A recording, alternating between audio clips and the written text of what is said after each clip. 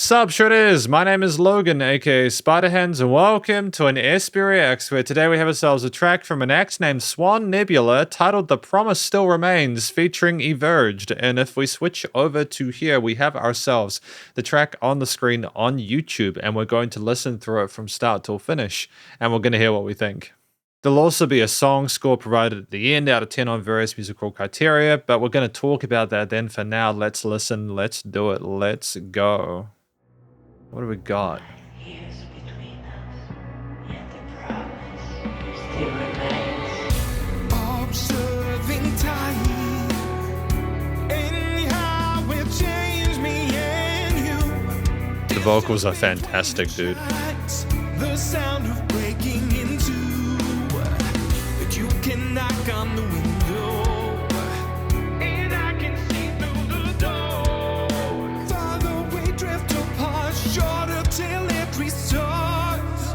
No money's bodies drift away. Hands in the night. And the strings, dude. Fantastic.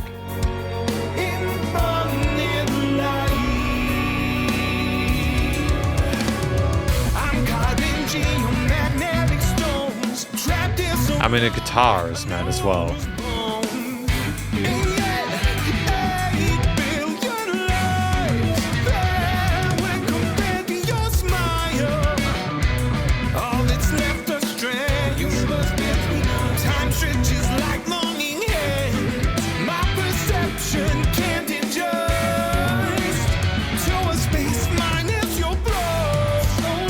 I mean, there's no place to pause it either and talk about it. It's just so smooth.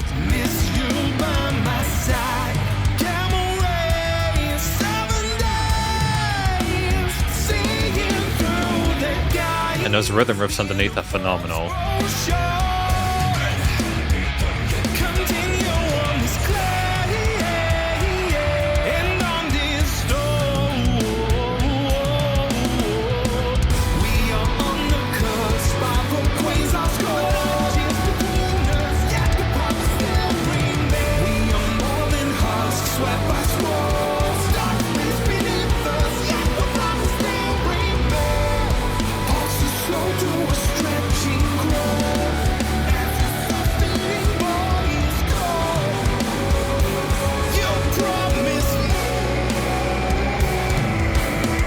Great combination of growls and cleans there. Just gonna confirm something really quickly. Yeah. Just wanted to make sure my mic was all good.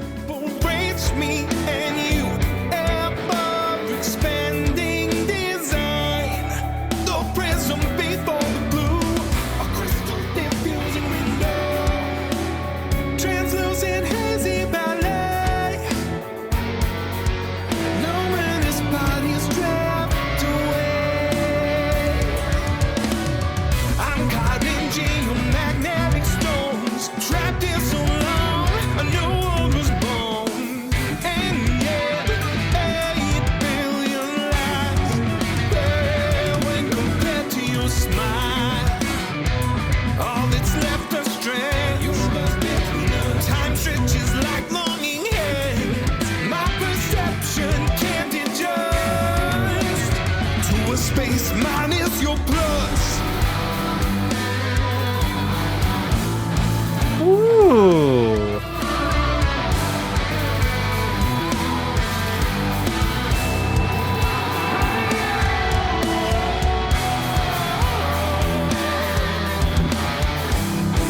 As your sustaining voice calls, you promise me.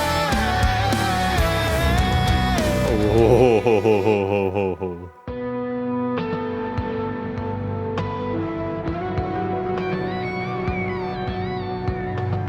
I think this will score quite well.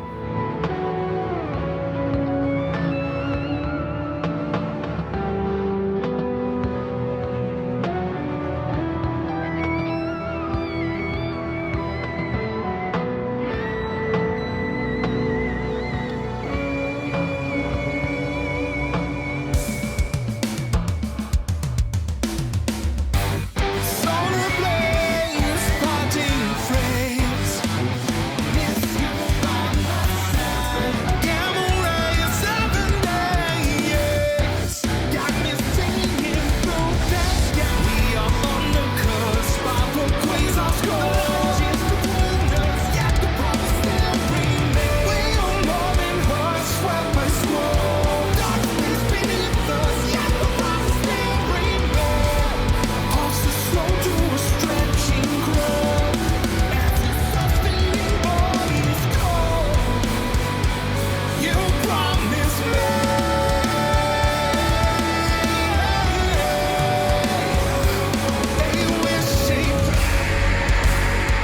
Oh boy. Oh, the sub drops.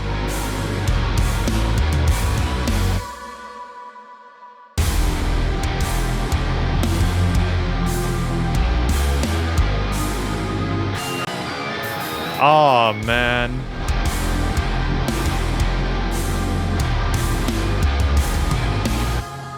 I fucking adore that. I like it. I'm not entirely sure what it's about story-wise. I've got a good kind of guess. I'll have a double check in a moment, but we're going to talk about this track more and the conclusion. And so welcome to the conclusion, my review of this track from an act named Swan Nebula, titled The Promise Still Remains, featuring Everged. Now, I gave the song what I perceive to probably be one of the highest scores I've given a track, which is an 8.8 out of 10. I'm blown away by this. I'm thoroughly stoked by it. I think there's a lot of really cool ideas within this, and there's going to be like a full track review today, which is going to be complicated because it's an incredibly complicated song, but we're going to do our best. But just so you know, that's the score I gave it. But I suppose, first of all, what do we think this track is about? My best guess about the song is that it's trying to discuss, like the distance that you have from someone, like with space terms, you know, like light years and dark space and quasars and all those kind of terms and everything like that. It's trying to discuss an accessible topic in a way which is incredibly sophisticated and creative.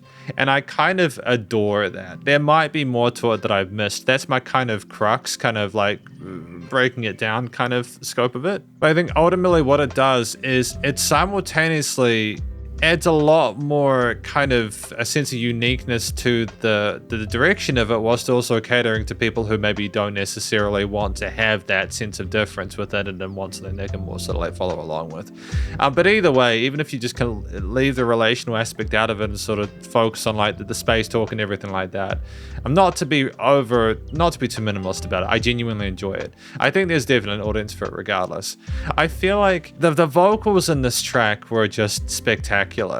I loved the way that it goes for that kind of prog rock, kind of prog metal-y kind of aesthetic there, the early 2010s, but also sort of Dream Theater-ish kind of vibes and others. And I know there's more progressive bands than that, but that's the kind of impression I get from it. It's done in a way where I think the growls, adding the kind of harsher accents near the end are fantastic, because it really does just kind of get you used to that. Oh, we've got a sense it was very melodious throughout a lot of it. It's kind of epic. And then they just kind of slam you, punch you in the face, kind of jackknife you with it. Especially that foreseen part at the end where it just goes absolutely just bananas. It just goes nuts, you know? And it's heavy and it's visceral. And they not only have one kind of growly kind of shriek vocal, they have several layers of it. They clearly know what they're doing from a post-production perspective, and it's just really satisfying. It's a really satisfying track to listen through. But just focusing on the clean vocals, we have the sort of solid technique, very comfortable in the head chest voice, no issues whatsoever within their range, and we navigate a complicated arrangement with ease. You know, there's like a fantastic sort of sound design with like the side vocals as well. We don't just have them in the center. We put things around a stereo field, and we have lyrics that you don't even need to necessarily even like pay attention to the words. You can just appreciate the sound of them, the glow of them, etc. And it's just pleasant. And you could even just not that you'd want to, but like there's just so much stuff going on at most of the time that you never lose interest in it. But I appreciate the fact that we do harmonize in different ranges there, and we don't try and go too close to each other. And I just like when, as we go along, we add more of the kind of growly bits there to invoke a sense of maybe like more further frustration or dissatisfaction with the situation, to put it bluntly, not following through with the promise they made, etc. It's sick. So I think ultimately it's vocal performances that carry things incredibly eloquently across the board, across the range of efforts we put into it. So I suppose now it's the actual track itself. Now, at 5 minutes 47, it's a little bit outside the 2 to 4 minute sweet spot that I typically have for songs, but honestly, like 90% of the time, and this isn't me being dismissive or like like a gatekeeper or whatever, I find that you kind of need to have this much variety within a track to really keep it interesting up until that sort of length there. You can typically have like a theme or a chord progression or a bass line or a concept for 2 minutes, maybe change a tail or something. By the 3 to 4 minute mark, you're kind of wanting maybe a few different things, unless either the vocalist is just so compelling that it doesn't matter, you can just listen to it being repeated, or you have enough changing within the chord progressions with the instrumental parts that you can justify that length. But within this piece, you just have, like, it's difficult for me and almost a little bit intimidating for me to discuss all of it.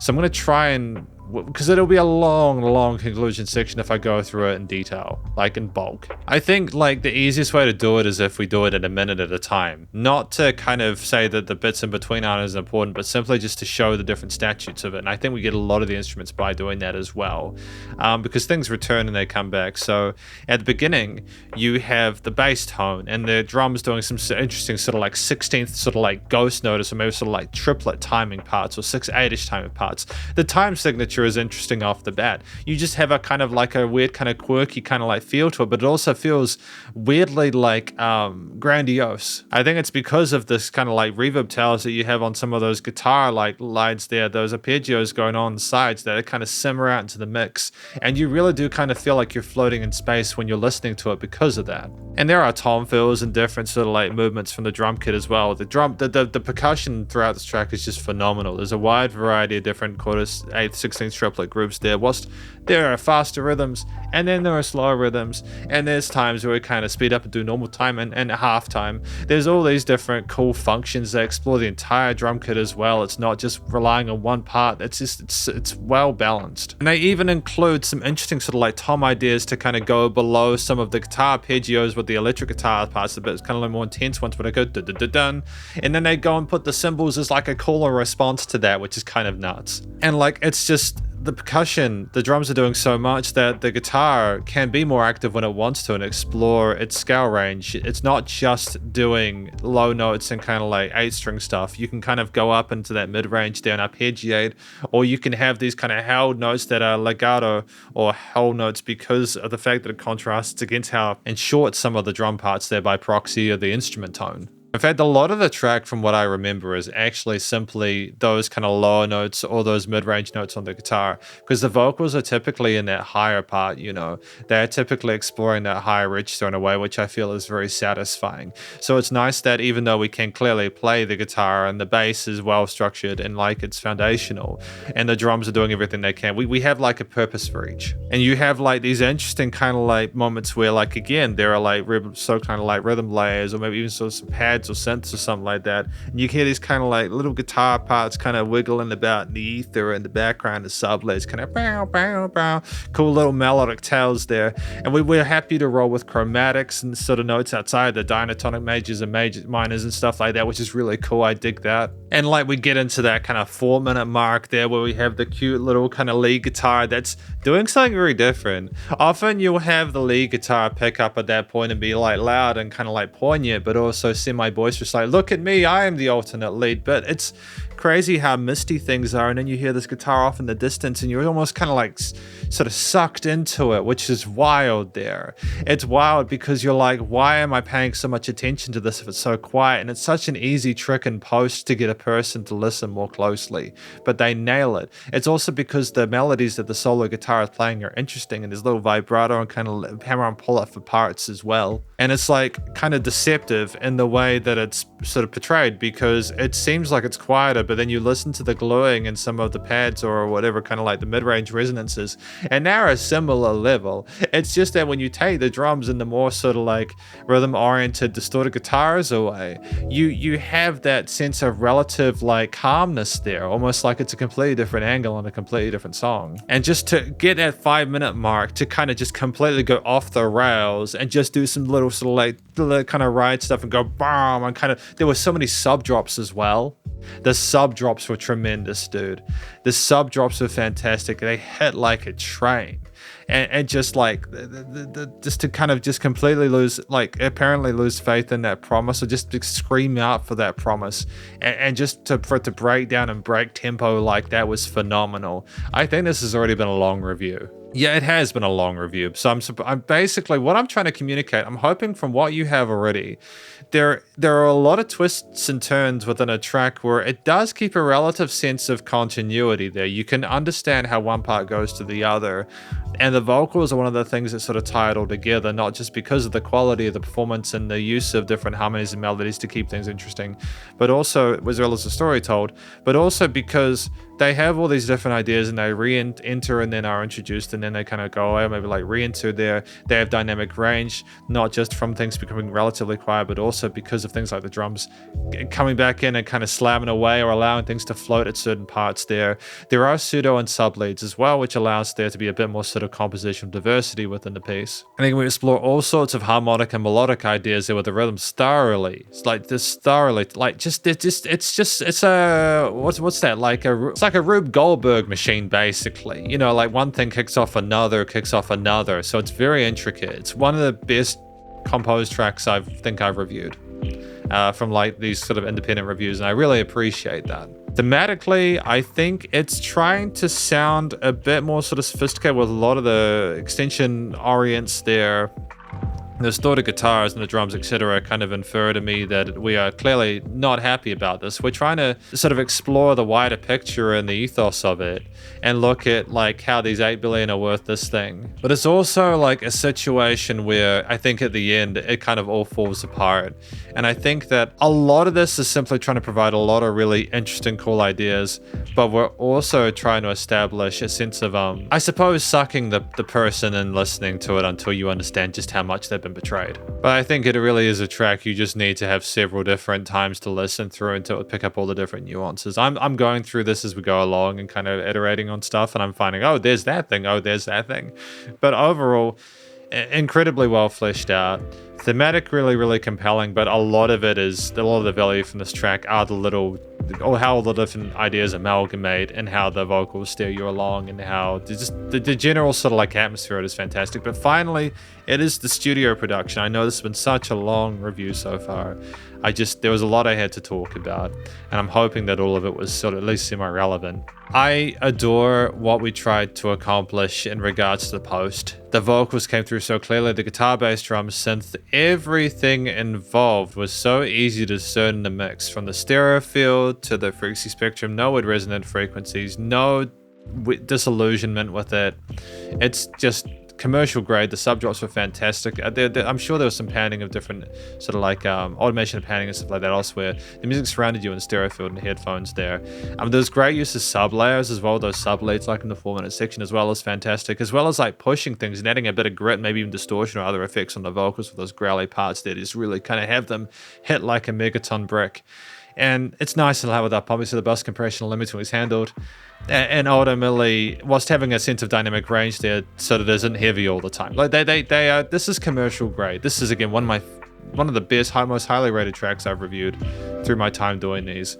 I'm stoked at the effort and the sound of it put into this. And it's not just because I like this kind of music. It's simply, you know, like you can do this kind of music and you can do it poorly, but this is not the case by any means here. It's phenomenal, and I don't have any complaints about it at all. I think when it gets to this level, like any sort of like critique is almost sort of very subjective and vibe based, you know. But I think again, 8.8 out of 10 is a phenomenal effort. I'm well done. This is my review of this track from an act named Swan Nebula, titled The Promise Still Remains, featuring Everged, and hopefully you enjoyed it. If you did, please do go show them some love via their various social medias and their YouTube page, and stay cool and stay safe, and please remember to support your local musicians and artists at this point in time, as they need the help more than ever with the crazy stuff going on in the world. And I will catch you in the next SP Reacts. Spiderhands out.